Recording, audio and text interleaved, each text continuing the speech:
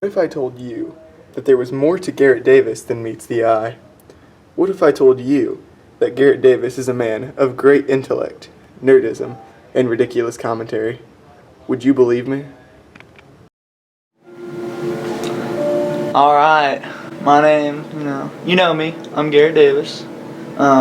This is the house I grew up in, as you can see. I'm the prodigal son of Rick and Nikki Davis. I have a sister, you might see her walking around the halls, her name is Abby. She's a lot like me, I'm pretty proud of her. I also have a dog named Chikorita. I'm sure you'll see her in this documentary.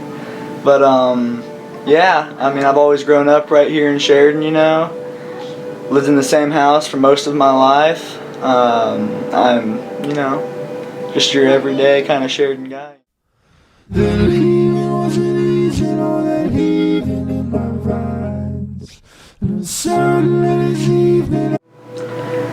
I've got all kinds of hobbies. As you probably know, I'm kind of just doing myself all the time, and kind of like me has all kinds of hobbies.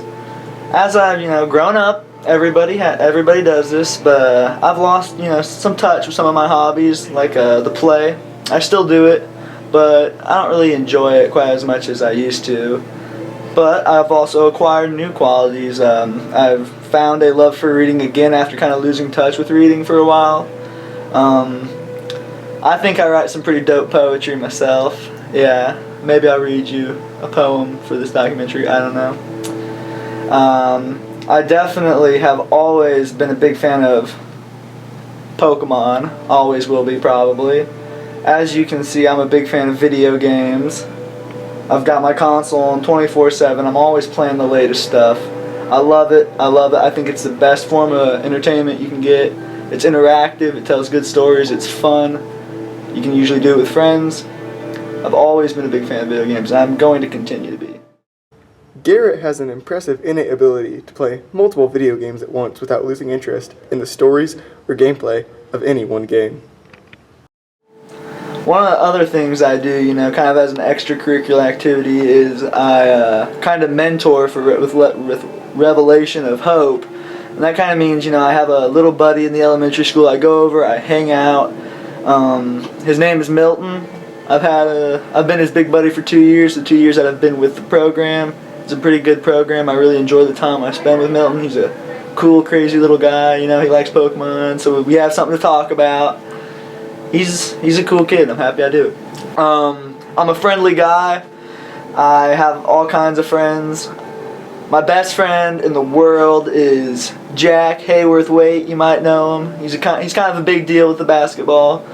We've been best friends since kindergarten, and through him I've met a lot of my other best friends. Tommy Glidden, the producer and director of this documentary, he is by far one of my best friends. We are tight, and that's all thanks to Jack. Another one that has been introduced through Jack is Kenny Burnell.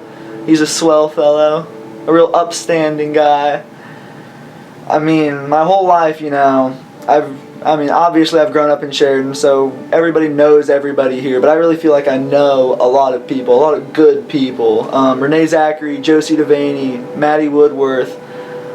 I've gotten really close with all three of them, and they are some of my best friends. I can't imagine, life without my friends, not only my best friends, but just my friends in general. And I don't really think I have friends, I have family. That's what I always say. And, as I grow older, I'm always making new friends. Zach Bears, he's a swell guy, He is awesome. I sit with him every day at lunch. We have some great conversations. Belle Holler, she's a freshman. I think of her, as a friend. We're tight, we're cool. Brody Perry, Lily Barker, Hannah Clark, Like I said, these are all my friends, they're all my family. Just like Fast and the Furious.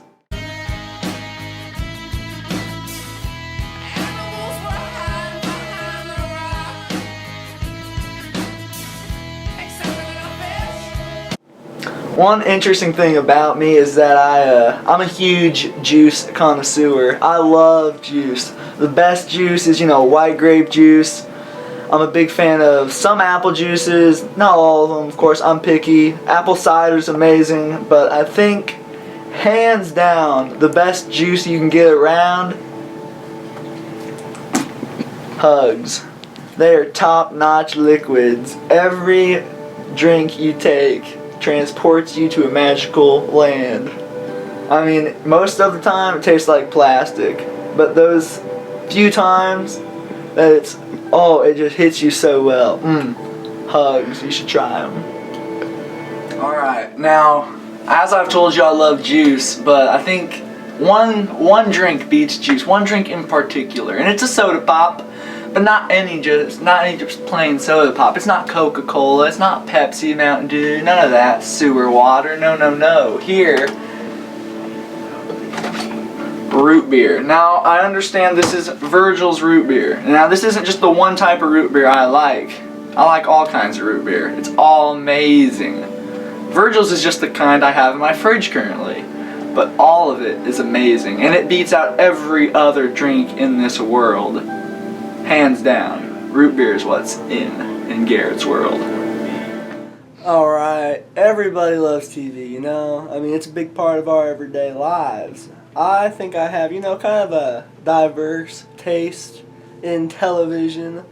Pretty much all my favorite, shows currently are on HBO, except for The Walking Dead. But I think my favorite shows by far are Game of Thrones, Westworld, The Leftovers. I kind of like shows, you know, that make you think and kind of make you wonder. Kind of like smart shows, not necessarily like reality TV. I'm also a huge fan of The Office. Parks and Rec's good too, but I think The Office is probably the best comedy. I also really like How I Met Your Mother, and I completely think it is better than Friends. Alright, music. I mean, music's a huge part of my life right now. It wasn't always that way, you know. I started off kind of, you know, not really listening to it much. I had an iPod, but everybody had an iPod. But I never really used it. I didn't really start finding music I really liked until high school. But now I listen to music for huge amounts of time every day. I'm always listening to music in school, you know. My favorite music to listen to, I like 90s alternative rock, you know, like Bush. Nirvana's pretty good. I like Green Day, stuff like that. My favorite genre though is probably folk, you know. I love folk music, and not the banjo crap, not, you know, the swing your partner round and round. I kind of like just like the transcendental nature. I kind of like the dark vibe that some folk brings to the table. I like songs that you can dance to, you know, songs that I classify as, you know, not necessarily emotional songs, but songs that can make you feel just because the rhythms are there. Songs that you can dance to with somebody. I always call them, you know, sexy songs, because that's kind of what they are, you know.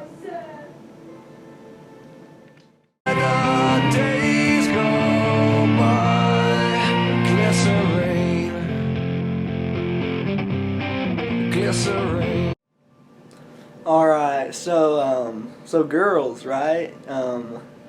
They play a pretty big part in our lives every day. And the director of the video, Tommy, asked me to, talk about what I look for in girls. So, of course, you know, I thought about that.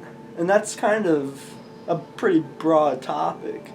Because obviously you have just physical attraction, and you also have that kind of character attraction, that kind of what's inside, you know. I mean, personally, for me, the physical attraction, it does play a part. I think it plays a part in all relationships, right? Everybody wants to be attracted to the person they're dating, or the person they like. But, I mean, if you really do want a long-term relationship, and I am talking about the long term, like marriage or something like that, or dating for a long period of time, I think you have to realize that there needs to be more than just that physical attraction. So then comes the character attraction, you know, and I personally, I find myself attracted to ambition, and not necessarily change the world, but just a goal, something that drives that girl, that person. I really think that's very attractive to me, just because I have goals of my own, and I like feeling inspired. I also find like openness, the ability to trust, and when I say openness, I mean the ability to like see things from another's perspective, to realize that, you know, maybe like, you know, everything isn't perfect. Like the ability to talk about things that are not necessarily, you know, troublesome, but things that aren't right in the world. I want to be able to talk, and I find that very attractive, that quality. Really, I think what it boils down to is the ability to find someone that you can connect with and that you can share everything with, you know. The good and the bad, and of course that's what every relationship wants to be, but most of them, in my opinion, don't turn out that way.